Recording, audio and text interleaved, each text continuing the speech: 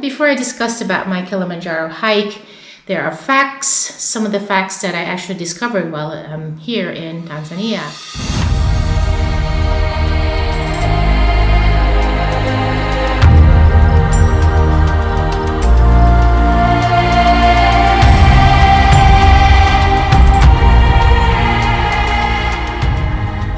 Kilimanjaro is the roof of Africa. It is at about 5,900 meters, which is 19,340 feet. And it actually consists of 3 mountains: Gilman's Point, Stella Point, and the highest one is the Uhuru Peak. So you have, if you're trying to accomplish Kilimanjaro, it will be all those 3 peaks.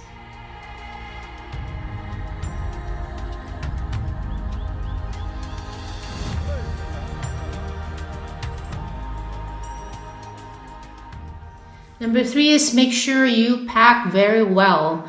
Follow the packing list guideline that the company gives you, and then make sure that they have it, you have the guide check your duffel bag, what you carry, and also the pack that you're going to carry with you.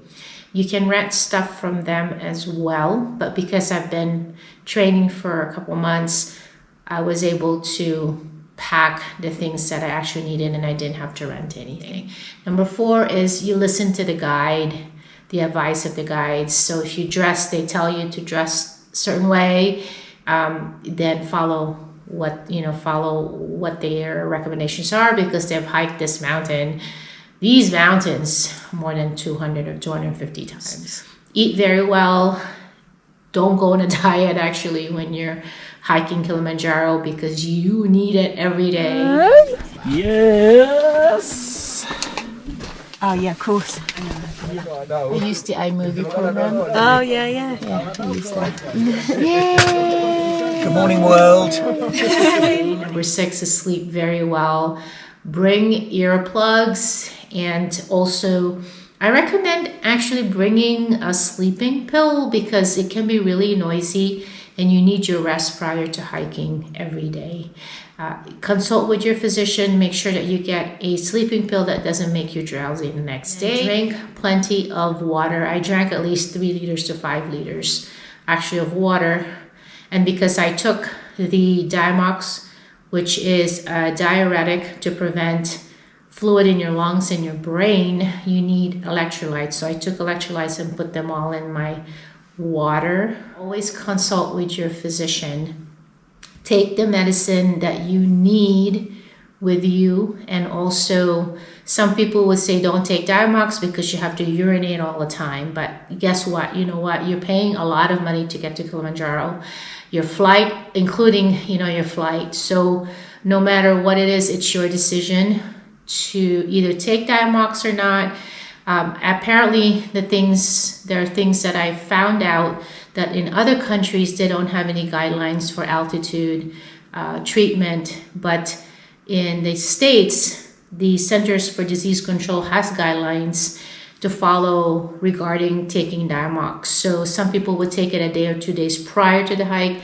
Some people would take it right at the 8,000 feet cutoff, and then they take the Diamox there, or they can take it every 12 hours. So there's a lot of variety of dosing, but the way I did it was 125 milligrams every 12 hours, 2 days prior to my hike. It's just because I have done Mount Whitney before, which is at 14,500 feet, and that worked for me. And then, you continue taking that, and at the summit, they recommend, or the Centers for Disease Control recommend taking Decadron, which is the steroids that you can take, any dosage. Again, you have to consult with your physician, but the way I took it was 4 milligrams every 12 hours for 2 days. And then I just weaned, I took 1 more dose of the Diamox, and I didn't feel anything regarding altitude sickness at all, because I didn't want to fail, and that's just how I did it, and I organized it in such a manner where I had my medication organizer. So the next thing is, some people would take ibuprofen as well. I did take ibuprofen. So every time, they check us for oxygen saturation and how you're feeling every day after the hike. You know, I never had any headaches or anything. It was just that I had the headache at the summit. It's just because it was, first of all, very cold. It's really cold. And that I wasn't able to drink as much water. And then it was kind of hard to actually go when you're like wearing 4 or 3 or 4 pairs of pants. Your decision and your physician to do whenever you want to take your altitude sickness medication. Take care of yourself. Don't worry. Everyone wants you to succeed. I've been with G Adventures for about more than 10 years now, and they never fail to like support me all the way regarding my hikes. We're almost to the tree. Yeah. Yeah, because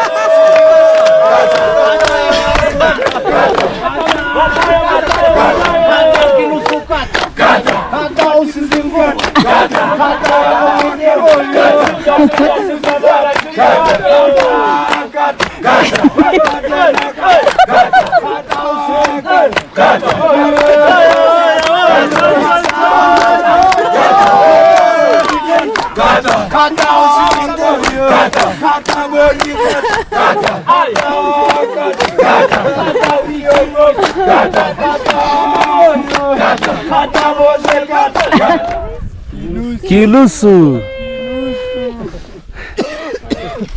what does her Snoop does that? So, you know, number 10 is you know, focus. Why are you there? And so I was focused and I wanted to do it, and I did it. And with the help of the guides, they were all, it's a good group, and also the medication I took to prevent me from getting sick. Hi everyone, I'm on my last stop right there, which is going to be at 19,100 feet. And that mountain over there is Mount Meru that I did a week ago. That was 14,900 feet. Yes. And this is the glacier side of Kilimanjaro. Yay! Say hi, Amani! Alright! She's going so busy. She's trying to succeed. And lastly is that Kilimanjaro actually has many hikes. Choose the one that you think you can do. The one that I took was the wrong guide to Marangu route, which is a pretty difficult hike because it's a zigzag hike, actually going up to Gilman's Point, which is the first peak of Kilimanjaro. So, you know, the Limosho route also was a hard one, I was told, and then the rest was also, you know, was pretty easy to handle. So anyway, those are the facts that I found out about Kilimanjaro. And they're actually really great people. Tanzania is a beautiful country. Another thing I found out is they do, you know, I've seen a lot of places are all very clean. I was told that the community do clean up every week, and then they actually get fined for it if they're caught loitering. And then on top of that, you go to jail for it. Plastics, they do try to not use any of these plastics. Some of the plastic bottles are still being used, you know, at the beginning.